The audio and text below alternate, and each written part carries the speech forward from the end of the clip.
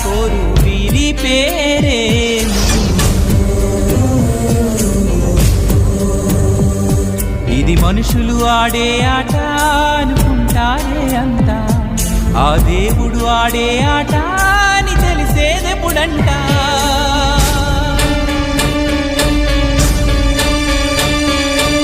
అయ్యో ఈ ఆటకి అంతే లేదుగా, అయినా లోకానికి అలుపే రాదుగా.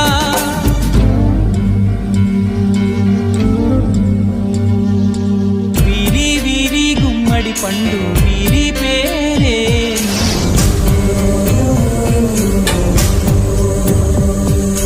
దాగుడు మూతల దండ కోరు వీరి పేరు.